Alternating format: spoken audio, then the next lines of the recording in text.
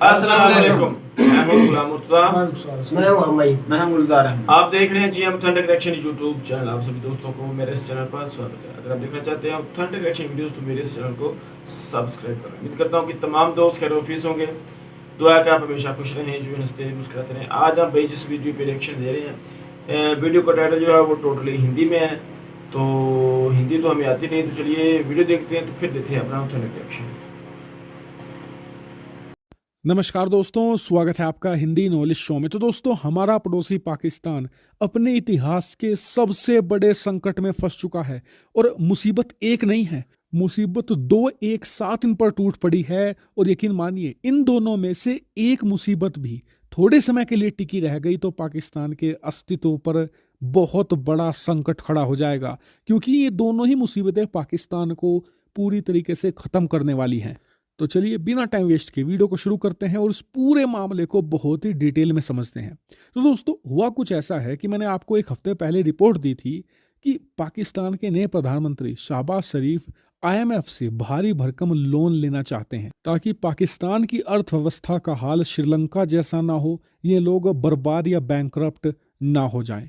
लेकिन आप सभी लोग जानते हैं कि आईएमएफ लोन तो दे देता है, लेकिन उसकी शर्तें बहुत ही ज़्यादा कड़ी होती हैं। आईएमएफ ने 2-3 शर्तें यहाँ पर रखी थी।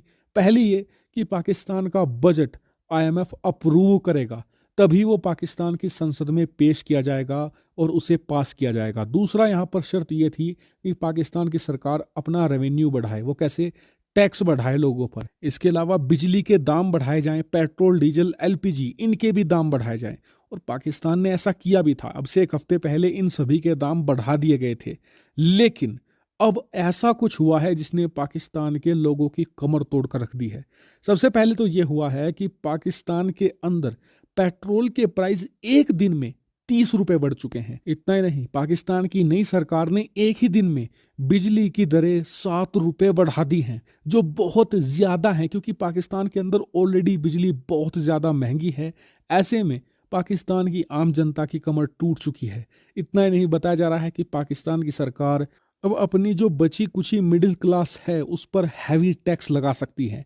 इनकम टैक्स और ज़्यादा लगाया जा सकता है। इसके अलावा जो वहाँ पर व्यापारी हैं, बड़े बिजनेस हाउस हैं, उन पर पहले से ही बहुत हैवी टैक्सेशन लगाया जा चुका है। अब उसे भी बहुत ज़्यादा बढ़ाने की तैयारी है। ऐसे में पाकिस्तान के जितने भी बिजनेस हाउस हैं वो सभी बैंकरप्ट भी हो सकते हैं, क्योंकि उनकी प्रॉफिटेबिलिटी बिल्कुल ख़त्म की जा चुकी है। लेकिन बात यहीं तक सीमित रहती तो कुछ और मामला था। पाकिस्तान को दूसरा और करारा झटका लगा है, वो है उनके पूर्व प्रधानमंत्री इमरान खान की तरफ से। पाकिस्तान के प्रधानमंत्री इमरान खान ने अब से 3 दिन पहले अपने समर्थकों को कहा था कि सभी लोग इकट्ठा होकर 3 चौक जो इस्लामाबाद में पाकिस्तान की संसद के ठीक सामने स्थित हैं, हम सभी वहीं इकट्ठा होंगे।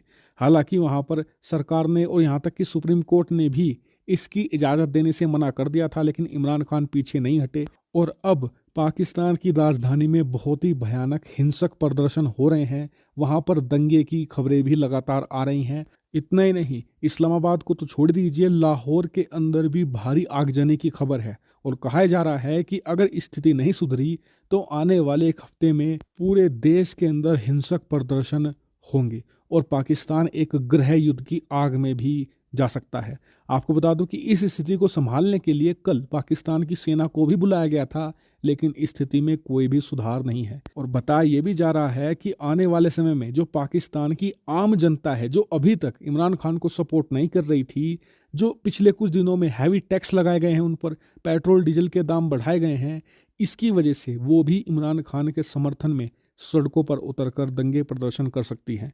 ऐसे में पाकिस्तान एक तो आर्थिक संकट और दूसरा घर के अंदर लॉ एंड ऑर्डर का संकट, इन सभी में पिसकर अपने अस्तित्व को भी गंवा सकता है। हालांकि इस पूरे मामले पर आपका क्या मानना है, कमेंट करके जरूर बताएगा। फिलहाल इस वीडियो में इतना ही। Thank you very much for watching video. जी तो भाई छोटी सी वीडियो थी और बड़ी इंटरेस्टिंग और जो भी सर ने बताया हकीकत है। ये जो वीडियो थी ये हकीकत पर मबनी वीडियो थी। ये हमारे जो मुल्क के अंदर सियासत का मौजूदा जो सूरत हाल है, तो ये बिल्कुल हकीकत है भाई। तो पाकिस्तान के जो अंदर इस वक्त नई गवर्नमेंट आई है, जब ये अपोजिशन में थी तो भाई ये बहुत बड़े दावे करते थे। मतलब कि पहले जो खान साहब की गवर्नमेंट थी उसको चलने नहीं दिया इन्होंने, उसके खिलाफ बहुत ज़्यादा इन्होंने एहतजाज वगैरह किए कि जो महंगाई हो गई है, टैक्स लगा दिए, ये हो गया वो हो गया, पेट्रोल महंगा हो गया, डीजल महंगा हो गया, चीनी महंगी हो गई, चावल महंगे हो गए, गेहूँ महंगे हो गए, सब कुछ करते रहे। तो अब भाई वो जो है वही जो सारा कुछ है वो अब वो कर रहे हैं। तो बात यह है इमरान खान के करने में और इनमें जमीन आसमान का मुद्दा भाई फर्क है। दूसरी उस बात वक्त यह डॉलर इतना नहीं बढ़ा जितना एक माह में ये इन्होंने बढ़ा दिया, उस वक्त इतना पेट्रोल नहीं बढ़ा जितना इन्होंने बढ़ा दिया है। उस वक्त टैक्स लिया जाता था, बंदे देते थे, अब टैक्स इन्हें कोई नहीं दे रहा। इस वक्त की हुकूमत है वो तो चाहती है इस मुल्क में दंगे हों। बिल्कुल, वो खुद चाहते हैं। इमरान खान जब इमरान खान साहब इस्लामाबाद से ना आते तो आज हाँ, जो सर बता रहे थे वो हकीकत होना था। वो इमरान खान थे जिन्होंने आवाम के लिए, अपने मुल्क के लिए पीछे चले गए, के लिए पीछे हट गए हैं। ये नहीं भी किसी के डर से या खौफ से वो चले जो गए। इस वक्त की हुकूमत है ना वो चाहती है कि ये मुल्क तबाह हो। बिल्कुल, क्योंकि अक्सर लोग चाहती है ये बातें कर रहे थे ये जो इमरान खान साहब साहब आ रहा है ये लॉन्ग मार्च फ्लॉप हो गया, लेकिन उसके बाद इमरान खान ने वजाहत दी थी कि मैं इसलिए वापस आया हूँ कि मैं देख रहा था कि पाकिस्तान के इंतशार का शिकार ना हो जाए, जिस तरह अवाम अवाम निकले और अवाम और जो अदारों को आपस में लड़ाया ना जाए। ये बहुत ज्यादा एक सूरत बहुत ज्यादा खतरनाक भाई यही तो वो चाहते हैं। देख रहे थे कि कितने हालात उन्होंने खराब किए हैं लाहौर में यार सर इतना तो मेरे ख्याल में जो काबिज इलाका होता है उसमें इस तरह की चीजें असल में ना वो कार्य ये रहे थे कि जो फोर्सेस थी ना पुलिस वगैरह उसके साथ मतलब कि जो लोकल बंदे थे ना, लोकल पार्टीज के, नून लीग के, वो भी उनके हाथ में डंडे थे और डॉक्टर यासमीन राशिद को पुलिस ने नहीं मारा, उसको डंडों वाली जो गुल्लू बाढ़ थे शहबाज शरीफ राणे के वो थे।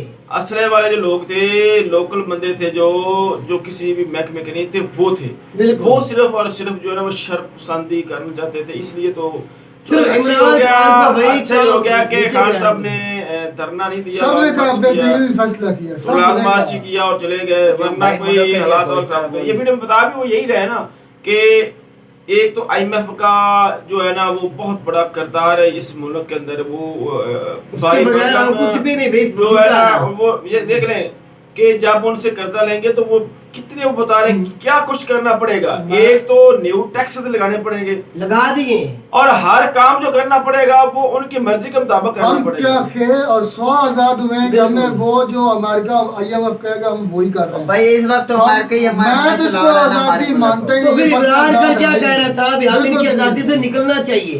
जब तक अवाम स्टैंड नहीं लेगी, अवाम को कब शऊर अकल आएगा, अवाम कब इनको चोरों को, लुटेरों को, शरीफ और गद्दारी को कब अवाम छोड़ेगी भाई? इस वक्त जब दिवालिया हो जाएगा IMF चला रही है, बिल्कुल IMF ही चला रही है। आपके सारे जितने भी प्रोजेक्ट्स हैं वो कर्जों पर चल रहे हैं। यहाँ तक कि जो आपका डिफेंस है ना, डिफेंस का बजट जो डिफेंस पर खर्चा था वो भी सारा आपका लोन पर चल रहा है। और मेरे ख्याल में हम तो एक मुल्क की गुलामी से निकले थे और दूसरे मुल्क की गुलामी में चले गए। ये बात हकीकत है, ये बात को माने या ना माने, मुझे तो ऐसे ही लगता है।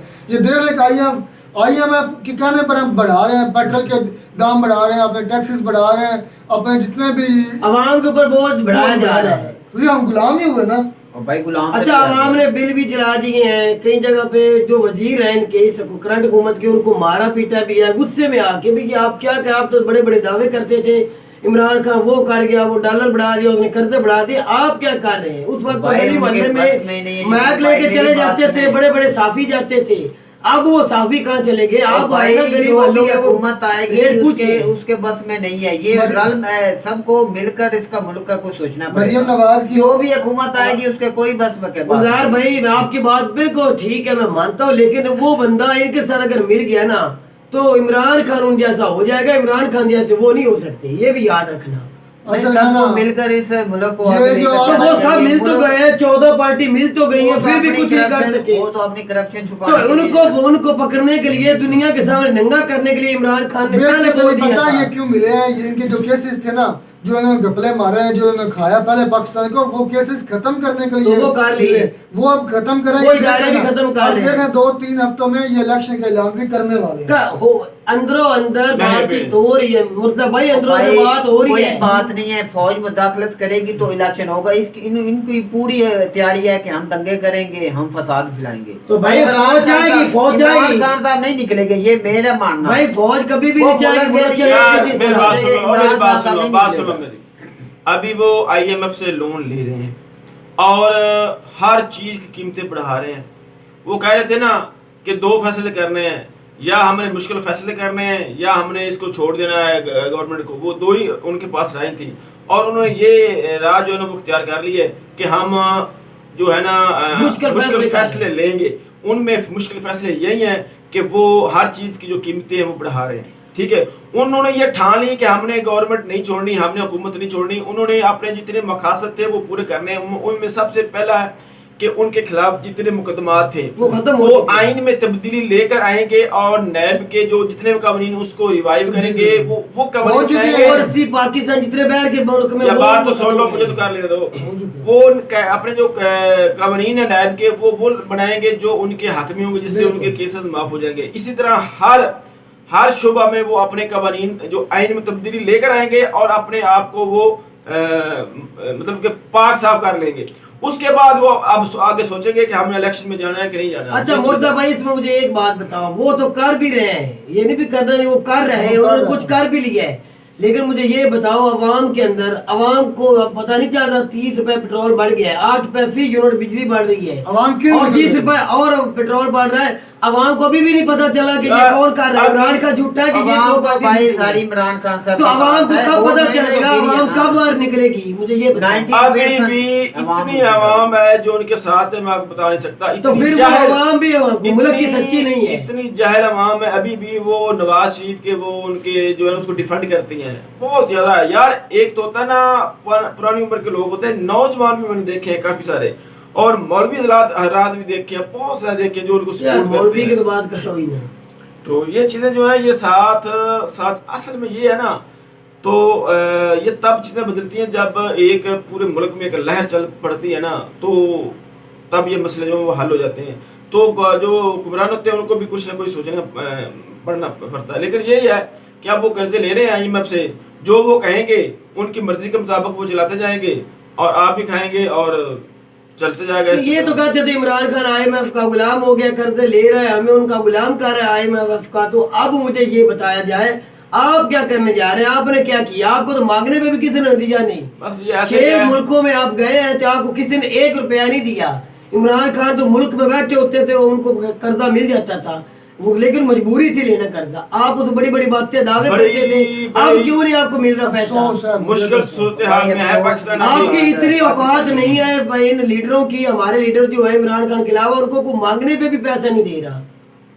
भाई बड़ी मुश्किल सूरत हाल में है अभी तक पाकिस्तान। और IMF के भाई IMF को तो नहीं मानते इंडिया वाले। उन्होंने कहा भाई हम आपसे ना कर्जा लेते ना आपकी शरायत भाई मानते वो हैं। तो खुद इमरान IMF की जो शरायत होती हैं वो बहुत सख्त तगड़ी होती हैं, इसलिए वो नहीं मानते। तो पाकिस्तान मकरूज मुल्क है, वो ले रहा है कर्जा, उसके बगैर चारा नहीं है। तो बस दुआएं फिर कर बातें सकते हैं, अल्लाह माननी पाक पड़ेंगी। हमें इससे निकाले। तो यही थी आज की हमारी वीडियो। उम्मीद करता हूँ कि आपको हमारी वीडियो पसंद आएगी। वीडियो पसंद है तो वीडियो को लाइक करें, शेयर करें, हमारे चैनल को सब्सक्राइब करें। मिलते अगले वीडियो में किसी नए टॉपिक के साथ, तब तक दीजिए इजाजत। अल्लाह।